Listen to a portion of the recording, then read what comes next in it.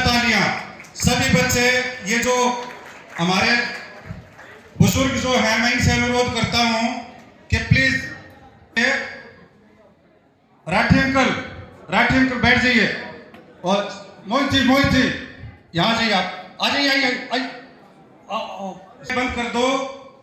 अब जो रिफ्रेशमेंट देनी थी वो दे चुके, इसके बाद आखिर में एक बार फिर खोल देंगे। अब पीछे की कार्रवाई बंद कर दो। खाने वाले डॉक्टर साहब का उद्बोधन रहेगा, इसके बाद दौड़ वाले बच्चे कुछ तैयार रहे हैं। अमन खरर, अंकुर रोध ये तैयार रहे। डॉक्टर साहब के हाथों इनसे इनको इनाम दिलवाएंगे और एक दो ड्रा करवा के डॉक्टर साहब के हाथों मोबाइल फोन दिलवाएंगे। और पहले डॉक्टर साहब का उद्बोधन सुनिए। इनका अनुभव इनके वक्तव्य से आपको पता चलेगा। डॉक्टर साहब से मैं अनुरोध करता हूं कि मंच पे आए और अपने हरियाणा की क्रांति की धरती से आवाज तो मतलब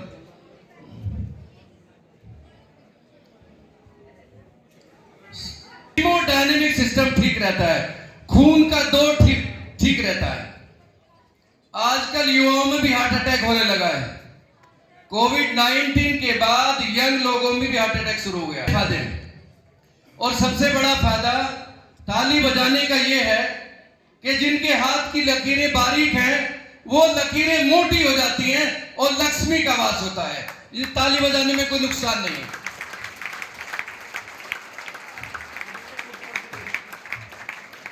देखो वीर जवानों, अपने खून पे इल्जाम न आए, माना कहे कि मेरे बेटे वक्त पड़ा तो काम न आए। नौजवानों की जवानी को ललकारती ये पंक्तियां हमारे मुख से नहीं, भारत भूमि के सीने से निकल रही है, जर्जर हो चुकी आज की इस व्यवस्था से निकल रही है। और इसी व्यवस्था परिवर्तन के लिए आज हमें अपने सामाजिक, आर्थिक, राजनीतिक और शैक्षिक स्तर को मजबूत करने के लिए नई सोच, नई उमंग, नए जोश और नए विश्वास के साथ एक सामाजिक क्रांति लानी होगी। वो क्रांति बिना तालीम के, बिना शिक्षा के, बिना एजुकेशन के संभव नहीं है। मैं संक्षेप में कहना चाहूंगा, राजा महेंद्र प्रताप सिंह का नाम कितने जनों ने सुना है? एनीवन? आजाद हिंद फौज और आजाद हिंद सरकार के जनक 1915 में उन्होंने 1 दिसंबर को आजाद हिंद सरकार बनाई थी अफगानिस्तान में by the support of 30 nation. Mohandas Karamchand Gandhi ji, मुझे ऐसी बात नहीं कहना चाहिए क्योंकि राष्ट्र का कोई पिता नहीं हो सकता, राष्ट्र के पुत्र हो सकते हो। तो दो महापुरुषों को, दो हिंदुस्तान के क्रांतिकारी नेताओं को नोबेल प्राइज की घोषणा की थी स्वीडन सरकार ने।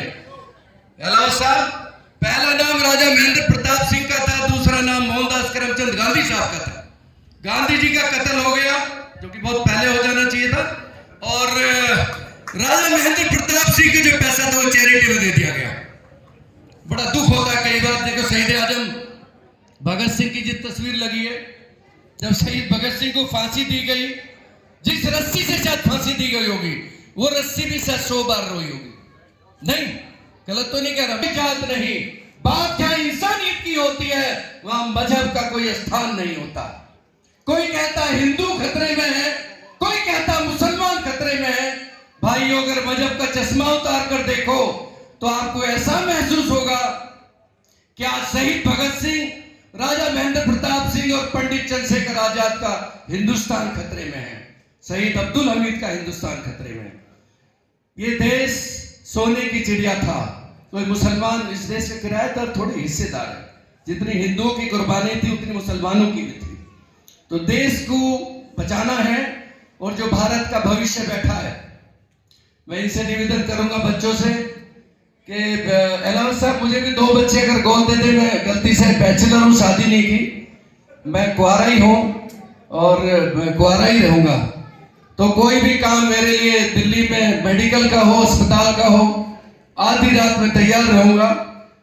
तो इसलिए मतलब सोच समझ के करना, जो भी भारत को भी भविष्य तय होने वाला। मैं कोई वोट की बात नहीं कर रहा, वोट तो मर्जी की बात होती है। वही पंडित जवाहरलाल नेहरू भी स्टेट्समैन थे। गाली देना तो बहुत आसान होता है, मछली, मुसलमान, मंगलसूत्र, बकवास की चीजें ठीक नहीं होती। बहुत बहुत धन्यवाद, थैंक यू वेरी मच। जय हिंद, जय भारत। धन्यवाद डॉक्टर साहब। मैं संस्था के अध्यक्ष भाई भूपेंद्र सिंह अहलावत से अनुरोध करूंगा कि वो डॉक्टर साहब हमारे बड़े भाई हैं और दिल्ली में हमारा सहारा है। हम लोगों में एक खूबसूरती है, जैसे देहात में वो कम देखने में मिलती है। कोई दो अलग अलग पार्टियों के व्यक्ति हो जाएंगे ना तो वो आपस में द्वेष पाल लेंगे, लेकिन दिल्ली में व्यक्ति इतने मैच्योर हैं कि तमाम पार्टियों के लोग एक जगह पे बैठते हैं। मैं चाहता हूं कि हरियाणा में भी ये खूबसूरती होनी चाहिए। हमारी बहन रेणुका जी बीजेपी से हैं, भाई मोहित कांग्रेस से हैं, अभी अश्विनी दुलेडा की वाइफ हमारी बहन सोनू जी आई, वो आम आदमी पार्टी से हैं।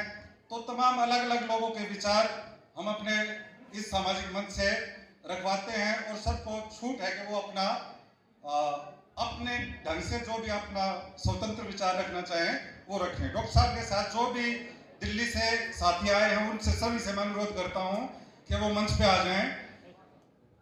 रोहित चौधरी जी हैं, सीसरा मोला के सोशल पोते हैं, और ये विजय खोकर जी। वैसे एक बात भूल गया था अहलावत जी, आपकी परमिशन लेके कहूँ कि दशरथ जी को तो हमने देखा नहीं, लेकिन किसानों के राम एक्चुअल छोटू राम है, बाकी तो सब नाटक से ही है मेरे ख्याल से। इनसे पहले मैं भाई मोहित गुजारिश कर रहे थे, कोई ऐसी इमरजेंसी है भाई मोहित चतर सिंह डॉक्टर साहब को भी देंगे। और मोहित चतर सिंह जी 1 लाख रुपए इस प्रचार समिति को, लेकिन तस्वीर जरूर बदलनी चाहिए, क्योंकि अपने पूर्वजों की विरासत को संभालो यारो, वरना अगली बारिश में दीवार भी ढह जाएगी। खत्म है मामला सब। Thank you. एक बार भाई मोहित चतर सिंह का तालियों से स्वागत करेंगे। संस्था के अध्यक्ष भूपेंद्र सिंह अहलावत जी उनका सम्मान कर रहे हैं। डॉक्टर साहब ने 1 लाख रुपए की घोषणा करी, जोरदार। मैं डॉक्टर साहब को बताना चाहता हूं, हमारी संस्था ने दान लेने में भी कैप लगा रखी है। हम 10,000 से ऊपर किसी से लेते नहीं, क्योंकि ज्यादा दान लेने में देने वाला भी दुखी हो जाता है। 10,000 से ऊपर हम नहीं लेते। डॉक्टर साहब से की तरफ से हमने एक मोबाइल मान लिया, वो हमारे लिए पर्याप्त है। धीरे धीरे काम चलता रहे। 10 साल में लेंगे, हर साल 10,000 रुपए लेंगे। एक बार जोरदार ताली बजा दो। हमें ज्यादा जरूरत नहीं है, हमें डॉक्टर साहब के विचार बने रहे हमारे साथ, उनकी ज्यादा जरूरत है। ये जन्म उत्तर प्रदेश का गलती से, तो इसलिए मतलब सच कहना चाहिए। हरियाणा यूपी के रिश्ते भी नहीं होते ना, करने चाहिए। ज्योग्राफी बदलने से खून नहीं बदलता। जैसे यूपी का नाम है, रिश्ते नहीं करने भाई यूपी से। तो यूपी भी अच्छा प्रदेश है, बाहर के लोग राज करते हैं वहाँ। मोबाइल का ड्रा करवाओ भैया जल्दी। कृष्ण ने तो सिखा जल्दी आ, उधर दिखा कि अपना ही बोलता हो। देखो भैया, देखो फोटोग्राफर, देखो 244 वाला बंदा है क्या? तो सिखा एक टोकन निकाल। 244 वाला बंदा है दयाराम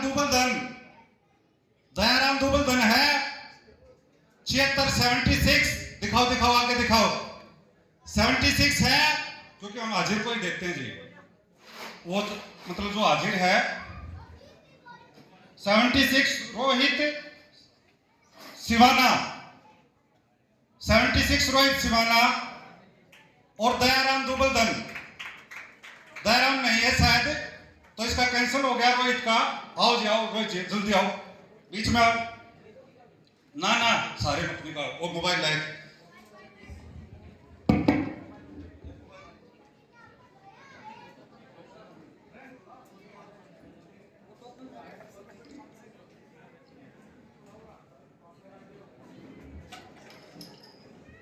हमारी संस्था की यही तो खूबसूरती है, हम निष्पक्ष ड्रा निकालते हैं। और ड्रा में इस लड़के का, ये सिवाना गांव का है, इसका ये मोबाइल निकला है। अभी भूपेंद्र सिंह अहलावत से विनती करूंगा कि वो डॉक्टर साहब को मोमेंटो देकर सम्मानित करें और एक शॉल शॉल ओढ़ाकर उनका मान सम्मान बढ़ाएं।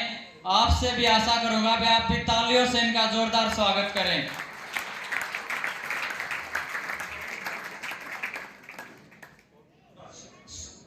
शॉल ओढ़ा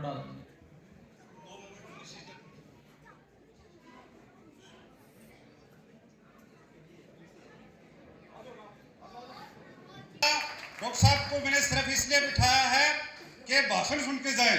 इनको जल्दी है कि भाई बच्चा अभी बच्चे से हरवाएंगे डॉक्टर साहब को।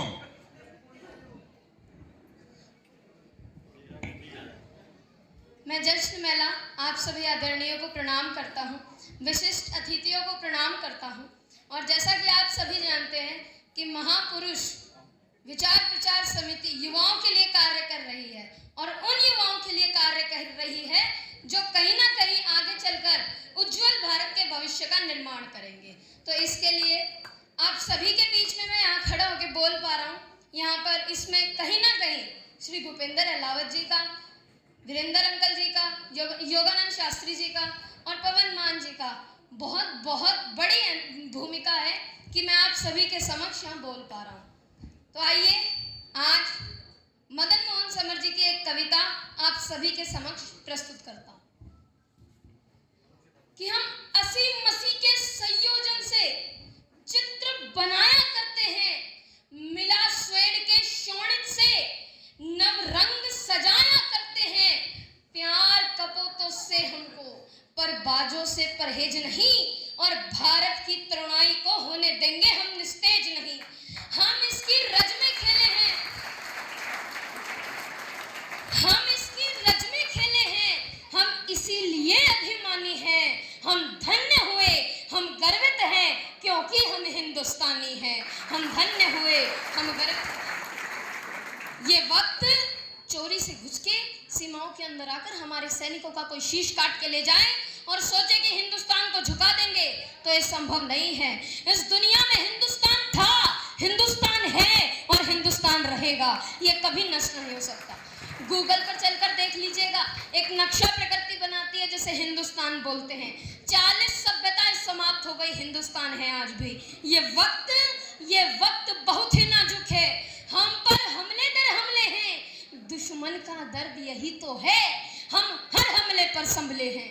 सैनिक ओ सैनिक, सैनिक सीमा साधे रहना, हम भीतर देश बचाएंगे। तुम कसम निभाना सरहद पर, हम अपना नमक चुकाएंगे। तुम कसम निभाना सरहद पर, हम अपना नमक चुकाएंगे। हर युवा 18 से 35 तक माता आह्वान करती है, बड़े बड़े पर्वतों पर माँ दुर्गा आह्वान करती है। ये भारत माता आह्वान करती है कि हर युवा 18 से 35 तक बने कमांडो भारत का। ये रखे हौसला, उत्तर दे दुश्मन की हर शरारत का। अरे शीश काट ले गए, मरने की बात पुरानी है, मरने की बात पुरानी है। बिना मरे हम मारेंगे और अपनी उंगली दिए बिना दुश्मन का मुंड उतारेंगे। अपनी उंगली दिए बिना दुश्मन का मुंड उतारेंगे। कोई पाकिस्तान नहीं, कोई रावलपिंडी लाहौर नहीं, कहीं पर झंडा नहीं गड़ाएंगे। हमारा झंडा तो विश्वव्यापी है, वो अपने आप पूरी दुनिया के ऊपर चलता है। कैसे चल रहा है? कविता पहाड़ों से निकलकर हरिद्वार के बाद गंगा की भांति आगे बढ़ती है। मैदानी इलाकों में उसका प्रभाव प्रज्वलित होता है। आइए उस धारा के साथ कहेंगे तो आपको इस कविता का कलकल नाद सुनाई देगा। अपने हाथ खोलिएगा तब। और यदि आप इस धारा से स्लिप हो गए, फिसल गए, तो किनारों के अवशिष्ट के अलावा आपके पास कुछ नहीं रह जाएगा। कि दुनिया की पूरी परिधि पर संवेश्वरों में गर्जन हो, पाताल व्योम के छिगनों पर भारत का जय जय वर्धन हो। हम रहे सदा मुस्कानों में, शत्रु के हिस्से रुदन पड़े, अपनी तहरी प्रदीप लिए सृष्टि के सारे शगुन खड़े। ये कैसे होगा? ये ऐसे होगा कि भारत माँ का तिलक करो सब चंदन अक्षत रोले से, आज तिरंगा ऊंचा कर दो इंकलाब की बोली से। एक प्रश्न तुम और जोड़ दो, भारत के उत्थान का कौन संकल्पों के साधक को तुम साहस भरी उड़ान हो। तुम्हें शिवाजी के हुंकार, राणा की तलवार तुम्हें, शंखनाद हो भगत सिंह का उद्यम की ललकार तुम्हें, शेखर के संकल्पों को तुम गाती हुई जवानी हो। तुम्हें सुनीता विलियम वाले साहस भरी कहानी हो। इंदिरा हो तुम लाल बहादुर, तुम्हें अटल बिहारी हो। भीमराव हो जयप्रकाश हो, नेहरू की फुलवारी हो। गांधी की तुम परम अहिंसा, तुम्हें सुभाष का नारा हो। तुम इरादे हो पटेल के, तुम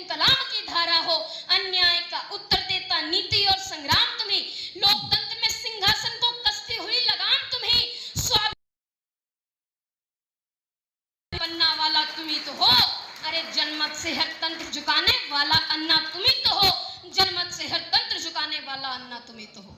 और मित्र, ऐसा नहीं है कि हिंदुस्तान की नहीं तिहाड़ जेल के पीछे बैठे हुए कलमणि दे रजाओं या कली मौजों से बनता है। हिंदुस्तान तो हमारे तुम्हारे जैसे देशभक्तों की देशभक्ति से, कवियों की देश राष्ट्र भावना से और कवियों की कविता लिखने के पीछे जो राष्ट्र की भाव। तो आइए उन्हें याद करते हैं। ये जो देश में कवि सम्मेलन होते हैं, इनका उद्देश्य होता है कि हम अपने उन पूर्वजों को याद